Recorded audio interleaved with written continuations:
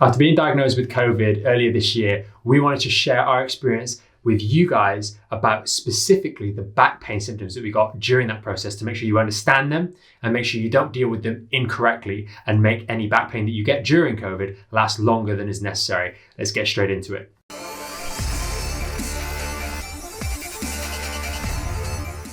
Before we get into the video, a quick disclaimer. This is our personal experience having been through this process. It doesn't constitute medical advice. So everyone's symptoms are going to be slightly different. This is just our take on it. And bear in mind, we deal with patients on a day in, day out basis and people in our Back in Shape group who suffer with back pain.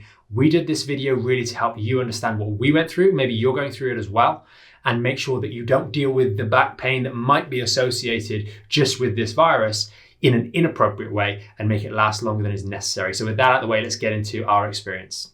Let's kick this video off with what we were actually experiencing in terms of back pain. It's a very strange kind of back pain. If you've had back pain before, then it's very different. It was this sort of just soreness, this aching, this cramping across the whole lower back area, maybe just above where your trouser line might sit, or those little bony dimples in the base of, at the base of your spine. And it really was very broad in its feeling, and had nothing in the glutes at all. And then those hamstrings, the same sort of sensation just across the whole hamstrings, just that they were seizing up. So if we use the spine to demonstrate where we're actually talking, we're talking about this lower region here, maybe even a little bit over those sacroiliac joints. This section here was just very broad over this region. Now, then it also kind of skipped out here, skipped out those glutes, and then the back of the hamstrings down here. That was where we were experiencing most of the pain. It makes you want to lean forwards, and this bit is really, really important. If you had this, let us know in the comments section below. What did you feel? Because it is so difficult to explain. It's not really like anything else. Now, why did we bring this particular bit up? This is really the motivation for the video, because one of the things I was thinking as you're there in pain was people are going to deal with this really, really badly. And the consequence is going to be that they're going to get pain. Personally, we only had really, really bad symptoms for a couple of days. So then we were kind of back to it. But if you've had this for maybe a little bit longer, a week, and you deal with it inappropriately, that's going to lead to potentially longer term back pain with an actual back problem, not just side effects from this particular condition. So why is it bad? Because that temptation to lean forwards all the time and around the back here to try and find some way to alleviate the pain, even though it doesn't really work very well, is putting lots and lots of pressure through these discs, coupled with the fact that when you are feeling like you've been hit for 6 and you're really, really exhausted, you just don't want to do anything. So you end up being very, very inactive. And that helps reduce the amount of drainage and the getting rid of inflammatory products in this area, which kind of makes symptoms worse. And if we're then very, very inactive for an extended period of time with this rounding of the back, we're putting a lot of pressure through these discs. And if you're someone who's had back pain in the past, this could potentially lead you to re-aggravate these issues. And once you're cleared up from a point of view, a viral load point of view, you're left with back pain, which really isn't necessary. Once we'd come out of the sort of the feeling bad side of things, the back was fine. But that's only because don't lean forwards, keep up nice and tall, even though it feels uncomfortable right now, because we don't want to make this a long-term back problem. So when you are feeling exhausted, I know it's really, really difficult. And if you're suffering right now, I've been there, we know what it feels like. It's not good, but try your best to keep nice and upright as much as you can. Even if you want to go and stand against that wall, just lean your upper back and your bum just against the wall, just relax there for a moment, give yourself a little bit of respite. Make sure you've got plenty of hydration. And if you've seen some of the exercises that we recommend in Back in Shape, you're talking about those phase 1 and exercises on the Back in Shape program. There'll be a card up here which you can join or learn more about it. Those simple exercises are going to help you in this particular time frame. They're going to give you just some simple things that you can easily do, even if it's on the bed, just to take some of the pressure off these muscles here. The good news is for us, as I said, it only lasted a couple of days, and it was only that small period during the day, during the first thing in the morning, where I personally actually suffered with that back pain, but it was quite debilitating, and it could be really concerning if you don't know what's going on. Hopefully after this video, you do understand things and can be a little bit more put at ease with regards to the back pain side of things.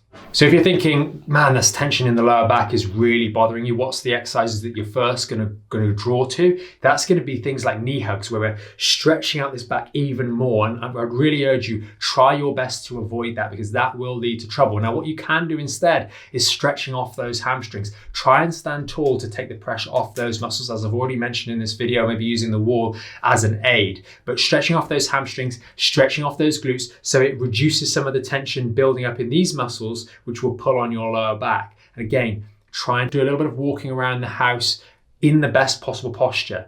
I know Lara felt that she was kind of leaning over a little bit more, struggling to stand up just because of the exhaustion and a bit of the pain, to try and avoid that pain. But we've got to steer clear of that, because that will make any, as I mentioned earlier, any back issues that are there in the background a little bit worse, and they may get aggravated. So you've got those exercises to do in the step-by-step instructions on Back in Shape, which will help you. Things like the towel exercise, where you're lying on your back to unload these discs and take pressure off here. That was rather relieving for me, even though it's quite counterintuitive when you think, oh, well, I just want to stretch out and I don't feel like going down and doing exercises. Having that little towel on the bed to just lie and support the spine here really takes the pressure off. It decreases that feeling of seizing up in the lower back.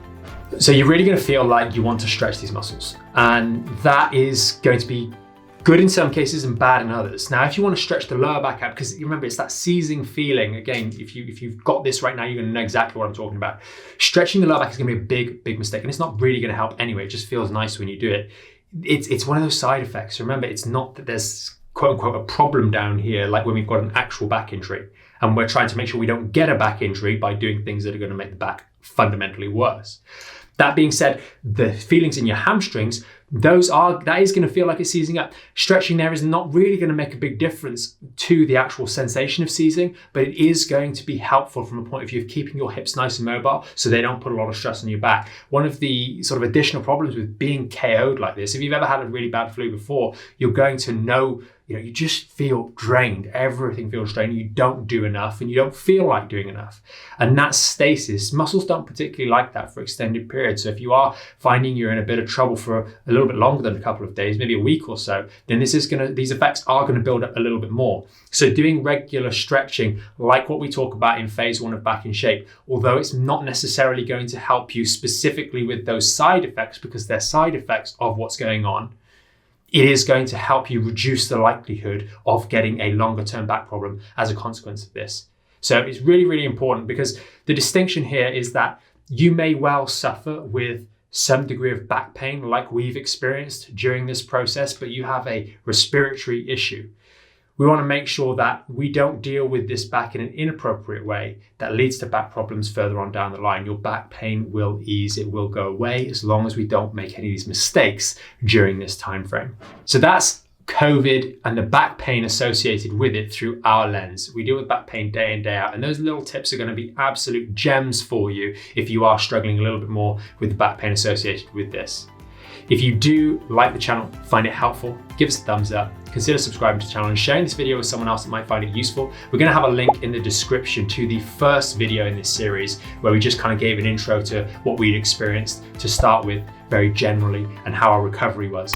And also do keep an eye out, if you are subscribed to the channel, hit that notification bell so you know when the next video comes out. So we're going to be talking a little bit more about other aspects, such as returning to physical exercise and how we need to do that sensibly and we need to do that safely so we don't fall into any traps. Thanks for watching, have a great day, and we'll see you next time with another video. If you want to learn more about the premium Back in Shape membership, there's going to be a video somewhere underneath here. And if you want to stay up to date or tune in to some of our more recent live streams and the Q&As at the end of those, then that's going to be down here. And remember, you can subscribe to the channel up here and hit the notification bell to make sure you know when we next go live, so you can join us for our next live stream and Q&A.